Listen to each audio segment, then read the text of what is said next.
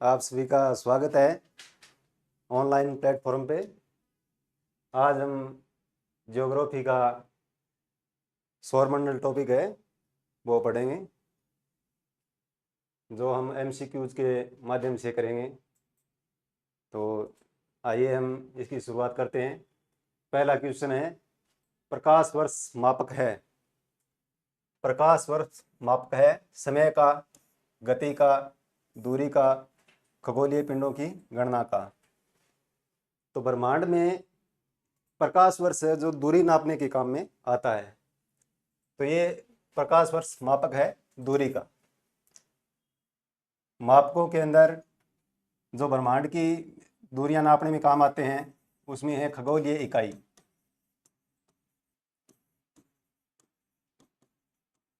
दूसरा है प्रकाश वर्ष।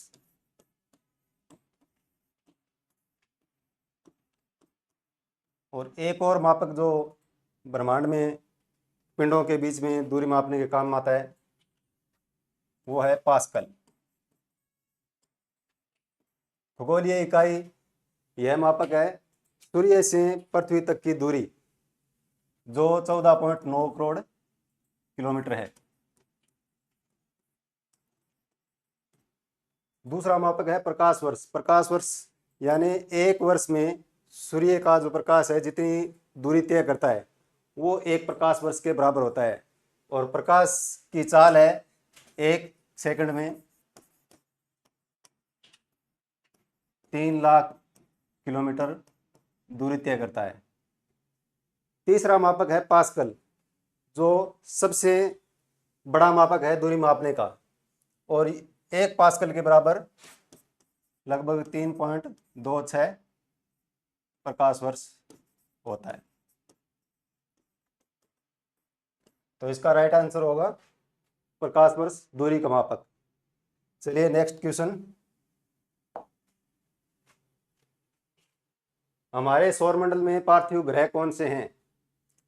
देखिए, सौरमंडल के अंदर जो ग्रह हैं, हमारे सौरमंडल में 8 ग्रह हैं टोटल। उनमें से एक तो गए पार्थिव ग्रह और दूसरे हैं जोवियन ग्रह। पार्थिव ग्रह को आंतरिक ग्रह भी कहते हैं, और जो जोवियन ग्रह हैं इनको बाह्य ग्रह भी कहते हैं। तो आंतरिक ग्रह जो सूर्य के नजदीकी वाला बेल्ट, जिसमें बुध, शुक्र, पृथ्वी और मंगल, ये चारों ग्रह हैं, ये आंतरिक ग्रह कहलाते हैं। और जो मंगल और बृहस्पति ग्रह है, इनके बीच में एक क्षुद्र ग्रह की पेटी है, जिनको अमांतर ग्रह या क्षुद्र ग्रह कहते हैं। इसके अंदर की जो साइड के ग्रह जो सूर्य की तरफ के ग्रह हैं, ये चारों ग्रह कहलाते हैं पार्थिव ग्रह। यानी पृथ्वी को संदर्भ में मानकर इनको पार्थिव ग्रह नाम दिया गया है। उसके अलावा इसके आगे के जो ग्रह बृहस्पति, शनि, अरुण और वरुण, इनको कहते हैं जोवियन ग्रह यानी बाह्य ग्रह। तो इसका सही आंसर हो जाएगा बुध, शुक्र, मंगल, पृथ्वी। चलिए नेक्स्ट क्वेश्चन। सौरमंडल का दूसरा सबसे बड़ा पिंड कौन सा है? तो इस सारणी को देख करके हम बता सकते हैं सौरमंडल का दूसरा सबसे बड़ा पिंड कौन सा है। सूर्य, शनि, बृहस्पति, यूरेनस। तो देखिए, सौरमंडल, सौरमंडल का मतलब पूरा सौरमंडल जिसके अंदर सूर्य भी शामिल है। तो सबसे बड़ा पिंड कौन सा है? सबसे बड़ा पिंड है सूर्य खुद स्वयं। उसके बाद में ग्रहों की बारी आती है। तो ग्रहों में सबसे बड़ा ग्रह कौन सा है? बृहस्पति, जिसमें हम इनका अर्धव्यास से देख करके इनका पता लगा सकते हैं। तो सबसे ज्यादा बड़ा अर्धव्यास है वो बृहस्पति का है। तो सबसे बड़ा ग्रह बृहस्पति। तो सूर्य के बाद में अगर सौरमंडल के अंदर देखें तो सूर्य के बाद में आती है बृहस्पति की बारी, उसके बाद में शनि। तो इसमें पूछा है दूसरा सबसे बड़ा पिंड कौन सा है? सूर्य के बाद में दूसरा सबसे बड़ा पिंड हो गया बृहस्पति। इसका राइट आंसर हो जाएगा बृहस्पति। Next question. किस ग्रह का कोई उपग्रह नहीं है? हमारे सौरमंडल के अंदर जितने भी ग्रह हैं उनके सभी के उपग्रह बने हुए हैं प्राकृतिक। तो इनमें से किस ग्रह का कोई भी उपग्रह नहीं है?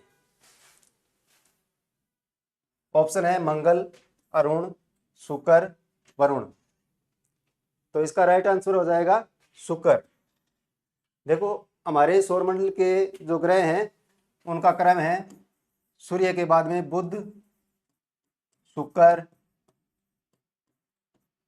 पृथ्वी, मंगल,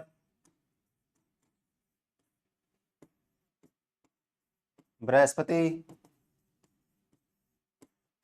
शनि, अरुण और वरुण। तो बुध और शुक्र ये जो ग्रह हैं सूर्य के नजदीक होने के कारण इनके आसपास का जो वातावरण है वो सूर्य की गर्मी से, सूर्य की किरणों से जल चुका है। तो इनके आसपास ग्रह क्रिएट नहीं हुए हैं क्योंकि वो सूर्य की गर्मी के कारण, सूर्य की किरणों के कारण और सूर्य से नज़दीकी के कारण इनके आसपास के जो वातावरण के अंदर जो पार्टिकल्स थे वो जल गए, जिसके कारण बुध और शुक्र के कोई भी ग्रह नहीं बचे हैं। उसके बाद में आता है पृथ्वी। पृथ्वी के एकमात्र उपग्रह है चंद्रमा। उसके बाद के ग्रहों के सभी के उपग्रह हैं, जैसे मंगल के 2 हैं, बृहस्पति के भी हैं, शनि के, अरुण के और वरुण के। तो इसका राइट आंसर हो जाएगा किस ग्रह का कोई उपग्रह नहीं है? शुक्र। इसके अलावा एक ग्रह और है बुध, जिसका कोई उपग्रह नहीं है। नेक्स्ट क्वेश्चन, सौरमंडल के पिंडों का बढ़ते घनत्व के अनुसार सही क्रम में है, यानी घनत्व बताना है, घनत्व के अनुसार। तो इसमें बढ़ते घनत्व के अनुसार पूछा गया है। इसका एक ऑप्शन नहीं है। चलो, बढ़ते घनत्व के अनुसार सही क्रम में, तो सबसे कम घनत्व कौन से ग्रह का है? तो इसके अंदर घनत्व दिया हुआ है, इस सारणी के अंदर सबसे कम घनत्व है बृहस्पति का। तो सबसे कम घनत्व बृहस्पति।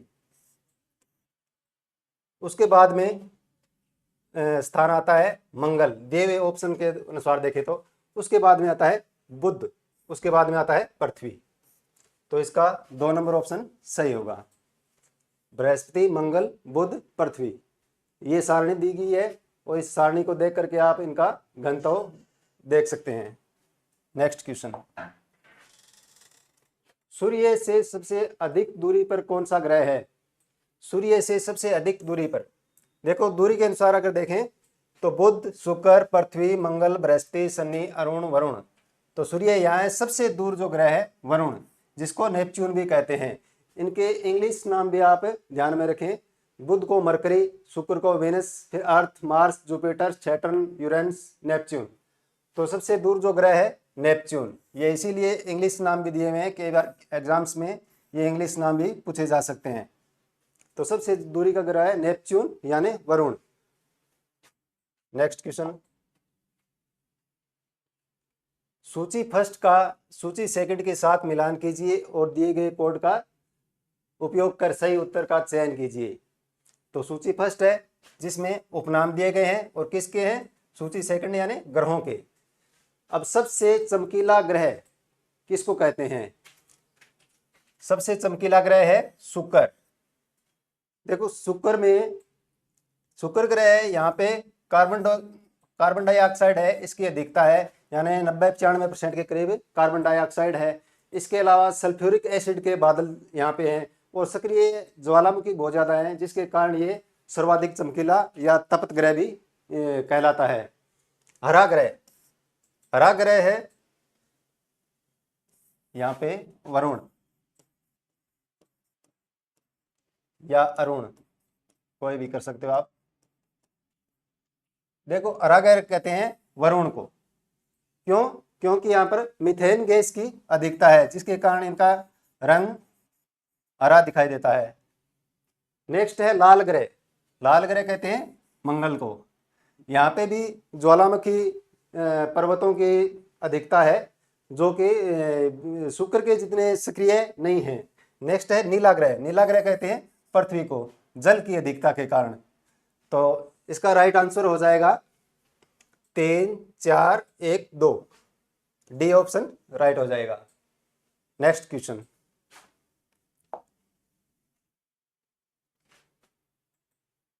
तारे से एक निश्चित दूरी जहां आदर्श सूर्य ताप हो, जल द्रव्य अवस्था में पाया जाए और जीवन पाए जाने की सर्वाधिक संभावना रहती हो, उस पेटी को क्या कहते हैं? ऑप्शन है अवांतर ग्रह पेटी, गोल्डिलॉक्स पेटी, वायुमंडलीय पेटी, विषुवतरेखीय पेटी। देखो, अवांतर ग्रह पेटी है जो मंगल और बृहस्पति ग्रहों के बीच में है, जिनको क्षुद्र ग्रह पेटी भी कहते हैं, यानी क्षुद्र ग्रहों की पेटी है। वायुमंडलीय पेटी जो वायुमंडल में पृथ्वी पर जो स्थित वायुमंडल है उनकी पेटियां हैं। विषुवतरेखीय पेटी जो पवन पेटियां हैं पृथ्वी की, उनके बारे में है। नेक्स्ट आता है अपना गोल्डिलॉक्स पेटी।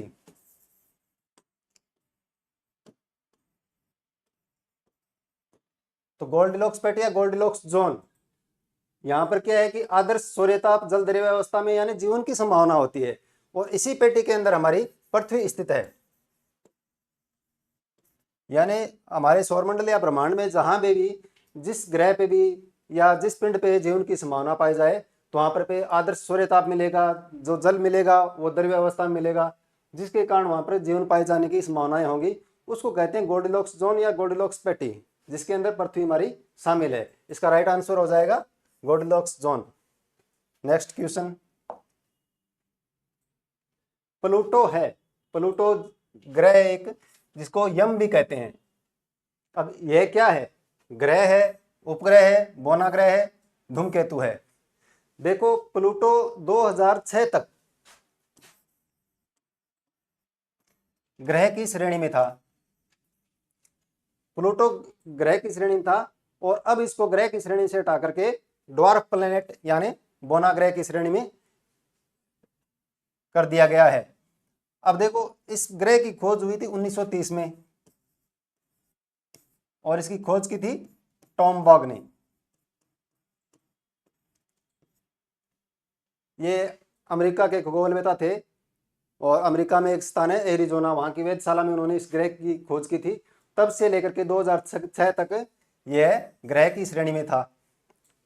उसके बाद में अंतर्राष्ट्रीय खगोलिकी संघ, इंटरनेशनल एस्ट्रोनॉमिकल यूनिट की ये एक बैठक होती है 2006 में, जो कि प्राग में होती है, चेक गणराज्य में, जो कि यूरोपीय देश है एक, वहाँ पे एक होती है, और वहाँ पर ग्रह है उसकी परिभाषा तय की गई है। और ग्रह की परिभाषा में बताया गया है, एक तो ये सूर्य के चारों ओर चक्कर लगाता हो,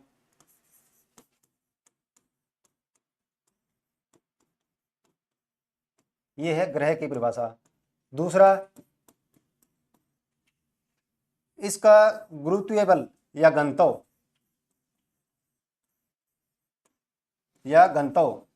इतना हो कि ये गोलाकार अवस्था में रह सके,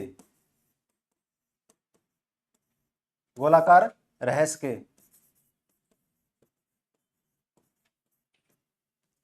तीसरा, ग्रह वह होगा जो अन्य ग्रहों का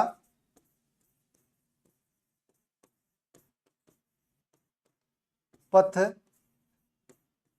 न काटे या उनका अतिक्रमण न करता हो। तो इस परिभाषा के अनुसार जो प्लूटो ग्रह है सूर्य के चारों ओर चक्कर लगाता है, ये तो सही है, लेकिन बाकी जो दो और मान्यताएं हैं उनको सिद्ध नहीं करता है, क्योंकि इसका घनत्व या गुरुत्वीय बल इतना ज्यादा नहीं है कि गोलाकार। ये कहते हैं कि इसमें इसका जो आकार है चतुष्कोणीय है, यानी चौकोर आकार का है। नेक्स्ट, ये एक मान्यता है, इसको भी पूर्ण नहीं करता है, क्योंकि अन्य ग्रहों का यानी ये दूसरे ग्रह का पथ भी काटता है, यानी ये वरुण जो ग्रह है उसका जो दीर्घवृत्ताकार पथ है उसको भी काटता है। तो इस कारण से इसे ग्रह की श्रेणी से हटा दिया गया है और इसको ड्वार्फ प्लैनेट या बोना ग्रह बना दिया गया है। तो प्लूटो ग्रह नहीं है, और हमारे सौरमंडल में भी 8 ग्रह है। नेक्स्ट क्वेश्चन, पृथ्वी के सबसे निकटतम ग्रह कौन सा है? तो हमने देखा है पृथ्वी के सबसे निकटतम ग्रह बुध, यानी सबसे जो नजदीक का जो ग्रह है वो, सॉरी, पृथ्वी के सबसे निकटतम ग्रह कौन सा है? पृथ्वी के सबसे निकट का ग्रह देखना है, तो पृथ्वी के सबसे निकट का ग्रह है शुक्र। इसका राइट आंसर हो जाएगा शुक्र। पृथ्वी के सबसे निकट का जो ग्रह है वो है शुक्र। देखो पृथ्वी के सबसे निकट पृथ्वी है,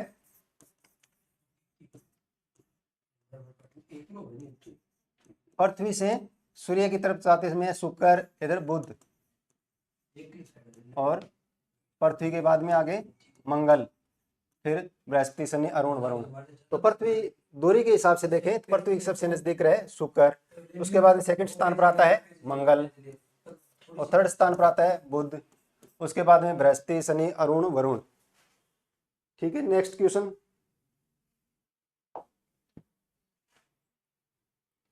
नेक्स्ट क्वेश्चन है क्षुद्र ग्रह पेटी किन ग्रहों के मध्य स्थित है? क्षुद्र ग्रह पेटी, जिसको अवांतर ग्रह पेटी भी कहते हैं। अवांतर ग्रह वे होते हैं जो छोटे छोटे आकाशीय पिंड हैं, उनको क्षुद्र ग्रह या अवांतर ग्रह कहते हैं। वो ये भी सूर्य के चारों ओर चक्कर लगाते हैं। तो मंगल और बृहस्पति के बीच में ये असंख्य पिंड छोटे छोटे हैं जो इनके बीच में से एक पेटी के रूप में बने हुए हैं, इसीलिए इनको क्षुद्र ग्रह या अवांतर ग्रह पेटी कहते हैं। और इसके सूर्य की तरफ वाले जो ग्रह हैं वो आंतरिक ग्रह, उसके अगली साइड के जो ग्रह हैं वो बाह्य ग्रह कहलाते हैं। और यही जो क्षुद्र ग्रह हैं या ऐसे ही जो पिंड अन्य जो हमारे ब्रह्मांड में घूम रहे हैं, अगर ये पृथ्वी की तरफ आते हैं तो इन्हीं को उल्का कहते हैं।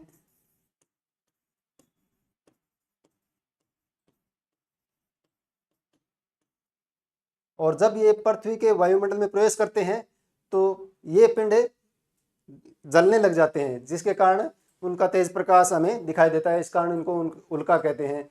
अगर वो जलते हुए पदार्थ और कुछ मात्रा में ठोस पिंड वो पृथ्वी के ऊपर, पृथ्वी की सतह पर आ जाते हैं तो उनको कहते हैं उल्का पिंड।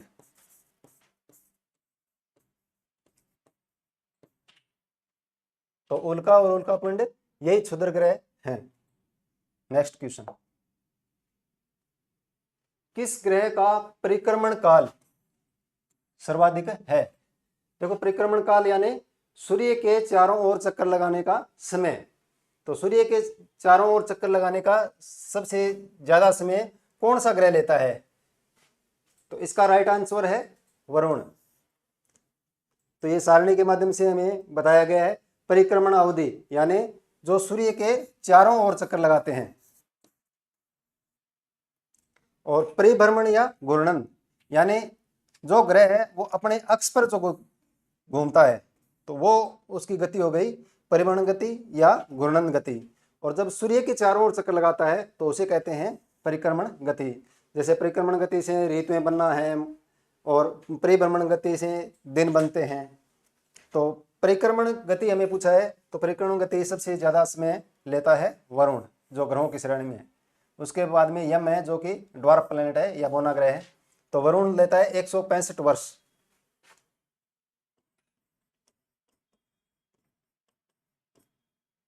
बृहस्पति लेता है 12 वर्ष। अरुण का जो समय है 84 ईयर्स।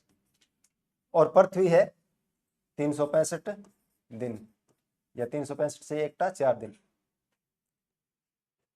नेक्स्ट क्वेश्चन,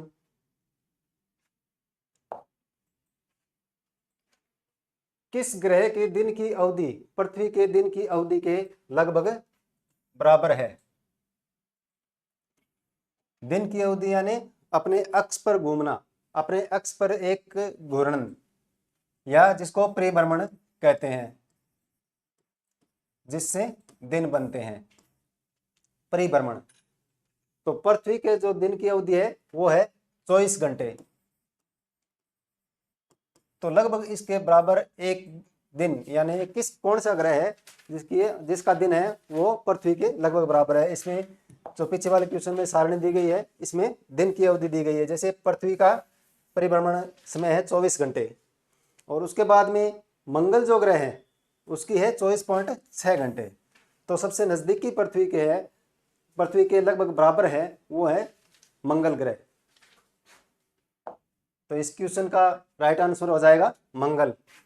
कितना टाइम लगता है? 24.6 घंटे। तो लगभग पृथ्वी का जो एक दिन होता है उसी के बराबर अवधि मंगल के दिन की भी होती है। नेक्स्ट क्वेश्चन, निक्स ओलंपिया पर्वत किस ग्रह पर स्थित है? निक्स ओलंपिया हमारे सौरमंडल का कौन सा ग्रह है जिसके ऊपर निक्स ओलंपिया पर्वत स्थित है? इसका राइट आंसर हो जाएगा मंगल। देखो मंगल पे ज्वालामुखी के पर्वत जो बने हुए हैं तो उन्हीं में से एक पर्वत है निक्स ओलंपिया, और इसकी ऊंचाई है जो पृथ्वी के ऊपर स्थित है माउंट एवरेस्ट।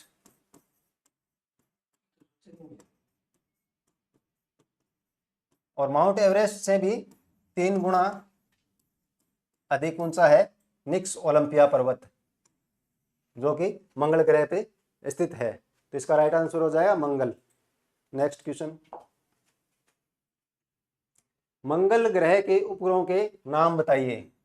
तो अभी पिछले क्वेश्चन में आपको बताया था बुध और शुक्र है, उन ग्रहों के कोई उपग्रह नहीं है, पृथ्वी का एक ग्रह है, बाकी सभी ग्रहों के प्राकृतिक उपग्रह हैं।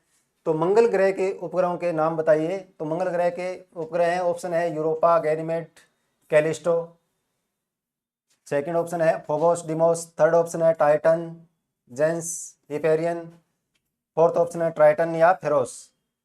तो इसका राइट आंसर हो जाएगा फोबोस और डिमोस। तो मंगल ग्रह के जो उपग्रह हैं उनके नाम है फोबोस और डिमोस, और मंगल ग्रह के सिर्फ 2 ही उपग्रह हैं। इसके अलावा यूरोपा, गैनीमेड, कैलिस्टो ये हैं बृहस्पति ग्रह के उपग्रह हैं। तो इनमें से इंपॉर्टेंट आप ध्यान में रख सकते हो, जैसे गैनीमेड है तो हमारे सौरमंडल का सबसे बड़ा उपग्रह है जो कि बृहस्पति ग्रह का है। इसके अलावा इनमें इंपॉर्टेंट है टाइटन जो शनि का उपग्रह है, तो इनको आप याद रख सकते हो। तो शनि के उपग्रह टाइटन, जेंस, हिपेरियन। इसके अलावा ट्राइटन और फेरोस ये हैं वरुण के। तो कुछ उपग्रह इनका आप ध्यान रखो, फोबोस, डिमोस, गैनीमेड जो कि बृहस्पति का है, टाइटन जो कि शनि का है। इसका राइट आंसर हो जाएगा फोबोस और डिमोस। नेक्स्ट क्वेश्चन, किस ग्रह को पृथ्वी का जुड़वां तारा कहा जाता है? ऑप्शन है शुक्र, मंगल, बृहस्पति, बुध। तो पृथ्वी का जुड़वां तारा कहते हैं शुक्र को। इसे ही भोर का तारा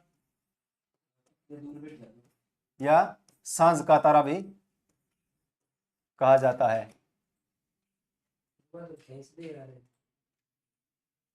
तो इसका राइट आंसर हो जाएगा शुक्र।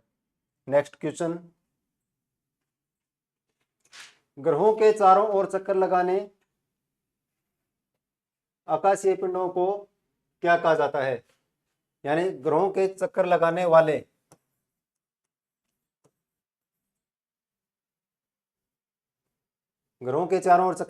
आकाशीय पिंडों को क्या कहा जाता है?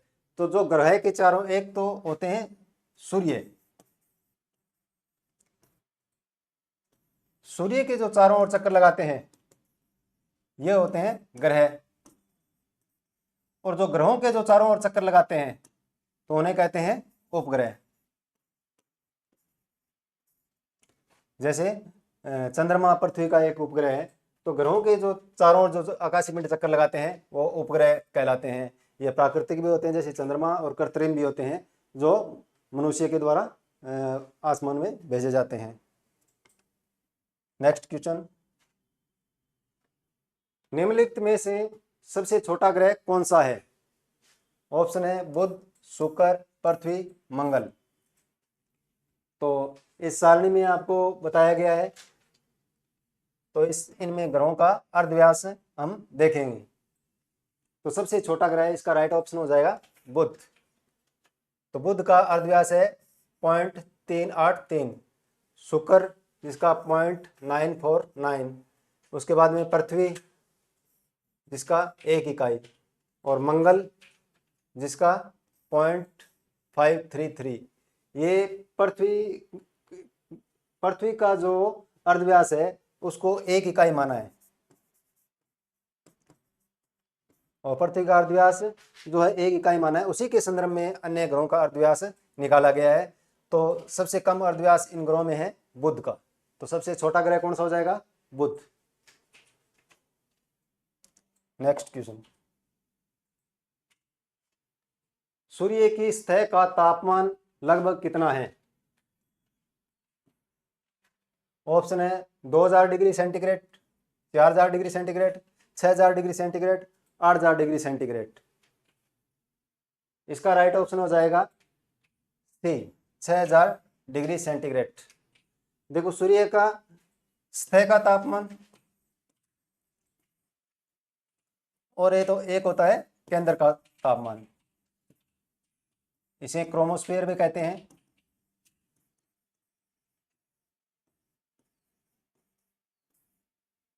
और इसे फोटोस्फीयर भी कहते हैं।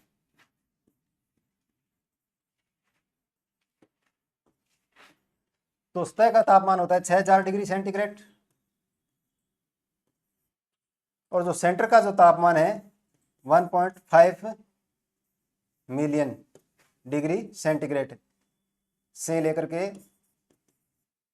2 मिलियन डिग्री सेंटीग्रेड तक होता है, यानी 15 से 20 लाख डिग्री सेंटीग्रेड सूर्य के केंद्र का या फोटोस्फीयर का तापमान होता है और सतह का तापमान होता है 6000 डिग्री सेंटीग्रेड। नेक्स्ट क्वेश्चन, चंद्रमा का प्रकाश पृथ्वी तक पहुंचने में कितना समय लेता है? ऑप्शन है 1.3 second, 4.17 second, 4 minute 15 second, 8 minute 17 second. तो इसका राइट आंसर हो जाएगा 1.3 सेकंड। तो चंद्रमा का प्रकाश पृथ्वी तक पहुंचने में कितना समय लेता है? 1.3 सेकंड। और चंद्रमा और पृथ्वी के बीच की दूरी कितनी है? 3.84 लाख किलोमीटर। और प्रकाश की चाल कितनी होती है?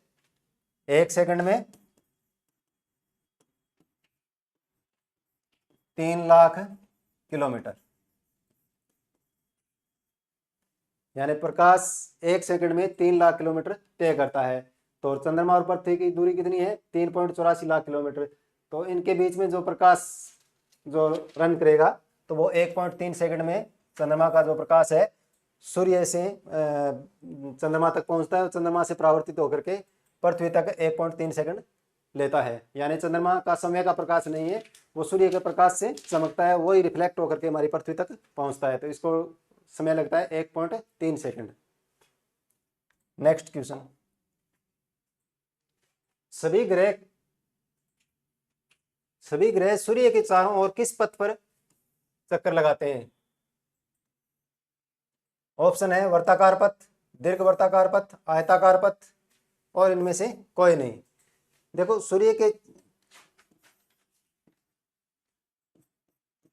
सभी ग्रह हैं वो सूर्य के चारों ओर चक्कर लगाते हैं, जो कि वर्ताकार पथ पर न होकर के एक दीर्घवर्तीय पथ पर यानी अंडाकार जो शेप में इसके चारों ओर चक्कर लगाते हैं। तो इसका राइट आंसर हो जाएगा दीर्घ वर्ताकार पथ, यानी वर्ताकार न होकर के दीर्घ वर्ताकार पथ पे ये सूर्य के चारों ओर चक्कर लगाते हैं। नेक्स्ट क्वेश्चन है, ध्रुव तारे से किस दिशा का ज्ञान होता है? तो ध्रुव तारे से किस दिशा का ज्ञान होता है? पूर्व, पश्चिम, उत्तर, दक्षिण। तो हम सभी को इसका पता है, इसका राइट आंसर हो जाएगा उत्तर। देखो ध्रुव तारा यानी ये भी एक सूर्य के समान एक तारा है। जैसे सूर्य क्या है, यह भी एक तारा है, ब्रह्मांड में स्थित एक तारा है। इसी प्रकार ध्रुव तारा भी एक अन्य तारा है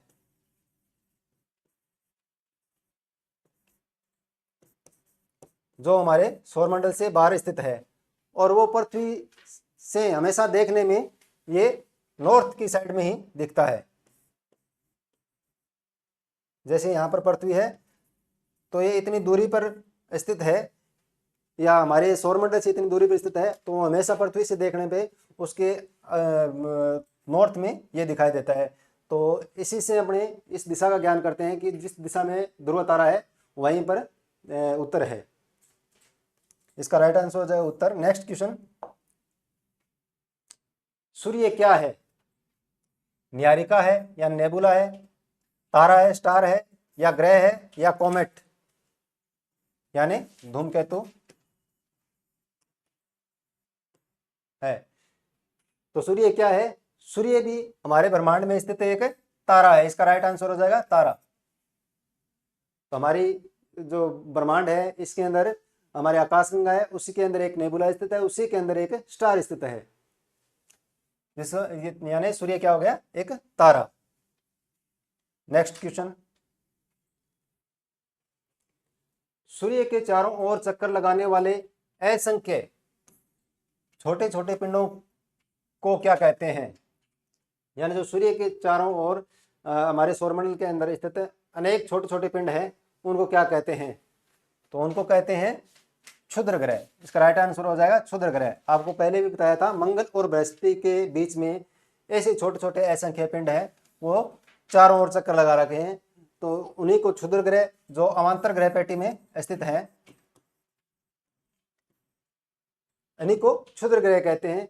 और ये क्षुद्र ग्रह जब पृथ्वी के वायुमंडल में संपर्क में आते हैं तो वो वहां से आने के बाद में घर्षण के कारण वो जलने लग जाते हैं, जिनको कहते हैं उल्का। और पृथ्वी पर ठोस रूप में वही आकर के गिरते हैं, तो उनको कहते हैं उल्का पिंड। तो ये असंख्य छोटे छोटे पिंड हैं, इनको क्षुद्र ग्रह कहते हैं। राइट आंसर हो जाएगा ए। नेक्स्ट क्वेश्चन, उपसौर व अपसौर के समय पृथ्वी व सूर्य के मध्य दूरी कितनी होती है? तो ये स्थिति होती है उपसौर अपसौर, यानी पेरिहेलियन और अपहेलियन। उपसौर वह स्थिति होती है जब, यानी हमारी पृथ्वी है जो सूर्य के चारों ओर दीर्घवृत्ताकार पथ पर चक्कर लगाती है। और उपसौर वह स्थिति है जहां पर पृथ्वी और सूर्य के बीच की दूरी न्यूनतम होती है, उसे कहते हैं उपसौर, यानी न्यूनतम दूरी।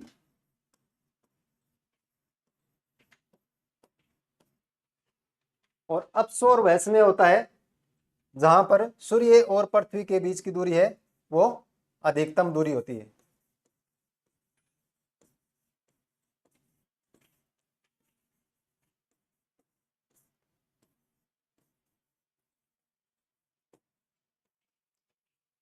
उपसौर में हमारी सूर्य और पृथ्वी के बीच में जब अंडाकार पथ पर जब चक्कर लगाते हुए सूर्य के चारों ओर घूमते हैं, तो उपसौर एक स्थिति ऐसी आती है जब सूर्य और पृथ्वी के बीच की दूरी है वो सबसे कम हो जाती है।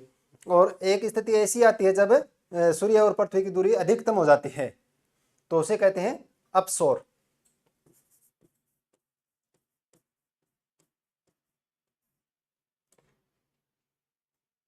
तो अब पृथ्वी और सूर्य के बीच की दूरी कितनी है? ये है 14.9 करोड़ किलोमीटर। और न्यूनतम दूरी होती है तो उस समय दूरी हो जाती है 14.7 करोड़ किलोमीटर।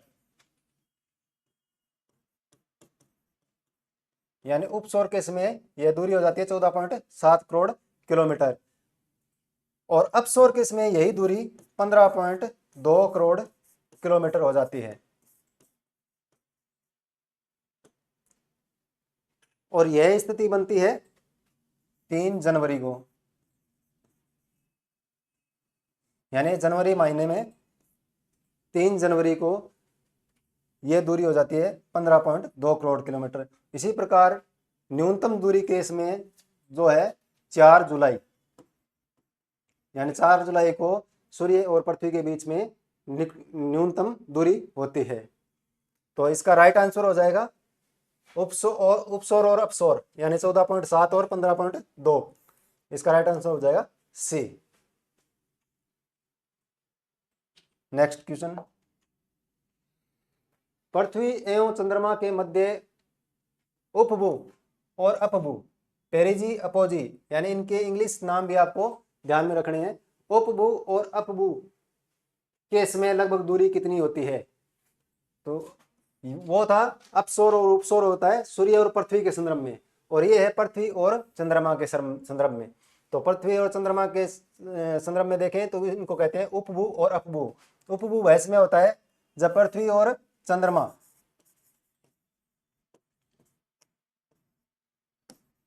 इनके बीच की दूरी है वो न्यूनतम होती है। इस स्थिति को कहते हैं उपभू। और जब यही पृथ्वी और चंद्रमा के बीच की दूरी अधिकतम होती है, जब पृथ्वी और चंद्रमा के बीच की दूरी अधिकतम होती है, इसे कहते हैं अपभू, यानी पेरिजी, अपोजी। और उपभू जब न्यूनतम दूरी होती है। तो पृथ्वी और चंद्रमा के बीच की जो दूरी है वो तो है 3.84 लाख किलोमीटर।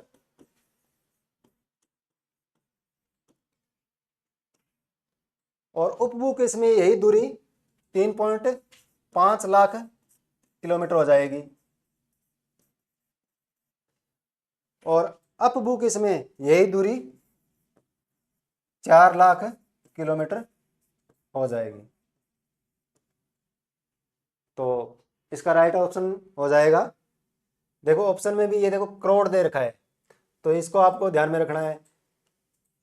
तो ये हो जाएगा 3.5 और 4 लाख। तो इसका राइट आंसर हो जाएगा ऑप्शन डी। चौथा ऑप्शन इसका सही हो जाएगा 3.5 व 4.0 लाख किलोमीटर।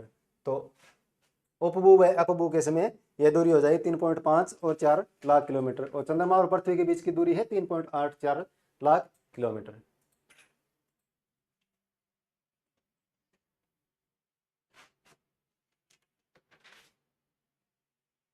ठीक है, आज का सेशन यहीं समाप्त होता है।